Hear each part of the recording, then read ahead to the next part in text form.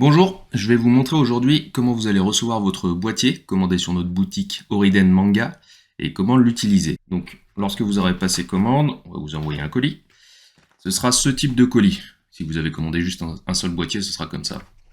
Donc là, de l'autre côté, ici c'est collé. Là vous aurez une étiquette.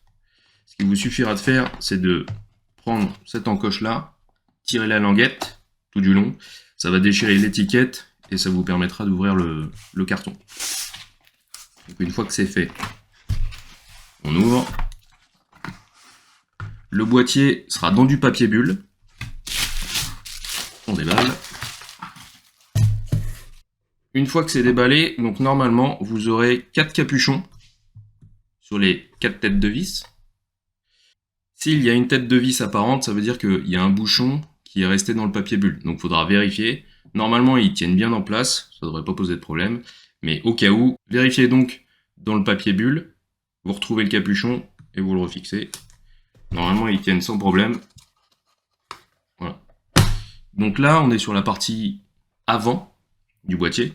Ce sera jamais par là que vous allez mettre l'objet que vous voulez insérer dedans. Ce sera toujours par la partie arrière. Donc, on avait une plaque à l'avant, on aura une plaque acrylique à l'arrière. C'est pour filtrer les UV. Là, vous aurez, ça se voit un peu moins sur le boîtier blanc, mais vous aurez un écrou et une rondelle. Donc, quand vous allez vouloir mettre votre objet, vous desserrez. Il n'y a pas besoin d'outils, ça se fait à la main. On desserre les 4 écrous. Ce sera livré comme ça, déjà fixé. Quand vous allez mettre votre objet, veillez à ne pas trop serrer. Voilà, il n'y a pas besoin de serrer comme un bourrin. Là, on a dévissé les 4 écrous. On tourne. Il y a les rondelles qui vont partir avec. Donc 4 écrous, 4 rondelles. La plaque arrière. Donc là, vous prenez votre objet, une fois que c'est ouvert. Un manga, par exemple. Mais ça peut être boîtier de jeu au format PC standard. Donc PC et DVD, c'est le même format. Il y a pas mal de choses qui passent. Boîtier de jeu GameCube, c'est la même chose. Un animé ou AV, pareil. Ou même un DVD de film classique, Jurassic Park. Tout ça, ça passe sans souci. Quand vous allez vouloir mettre votre objet, il faudra toujours que ce soit la face arrière que vous voyez quand vous allez le mettre. Donc là, voilà, ça passe nickel. Les dimensions maximales, c'est taillé pour le format DVD. On retire, on met un manga. Donc le dos. Les bords sont prévus pour que l'objet repose dessus. En bas, en haut, c'est la même chose. Le boîtier, il est symétrique. Ce que vous pouvez faire, là, ce sera pas flagrant, mais c'est que vous pouvez le mettre en lévitation, si on peut dire. Vous pouvez laisser un jeu de part et d'autre, en haut, en bas, sur les côtés. Je vais le montrer avec un autre, par exemple, un autre manga plus petit. Donc, vous le mettez comme ça. Là, il y a un jeu de tous les côtés. Vous mettez la plaque. Vous mettez les rondelles.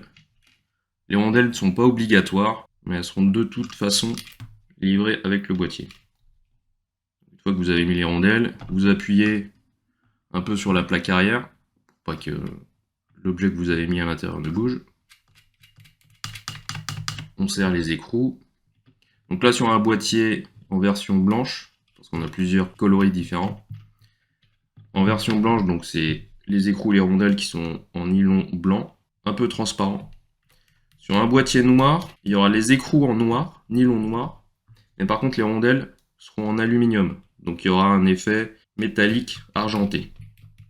Et sur un boîtier gris, ce sera tout en aluminium, donc aspect métallique. Voilà, donc là j'ai serré. Je mets un petit coup, au cas où, si justement je veux que le manga il tienne en place au milieu. Et voilà. Donc là, on peut faire ce qu'on veut avec. Ça bougera pas. Il va rester en place, suivant le degré de force qu'on aura mis sur le serrage. On dévisse. On visse toujours dans le sens horaire.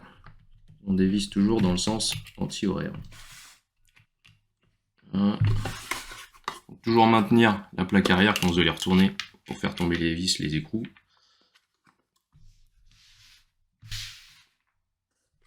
Plaque arrière avec l'objet, on soulève. Hop. Et donc, comme j'ai montré, on a aussi des formats un peu exotiques qui peuvent passer. Exemple, boîte de jeu Dreamcast. Et donc là, c'est la même chose. On peut le mettre en mode lévitation. On serre la plaque contre l'objet, ça fait pression, et il sera maintenu. Donc là, bien évidemment, je ne l'ai pas mis dans le bon sens. Il faut toujours, comme j'ai dit, mettre le dos. Voilà. Et une fois que ce sera fixé, il n'y aura pas de problème. Donc il y a beaucoup de formats différents qui passent.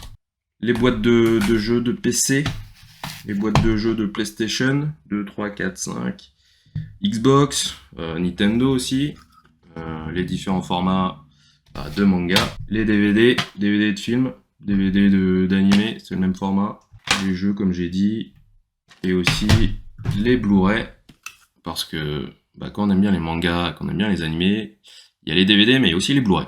Donc tous les Blu-ray, ça passe. Là c'est une version Steelbook, et je l'ai mis en lévitation, ça passe sans problème.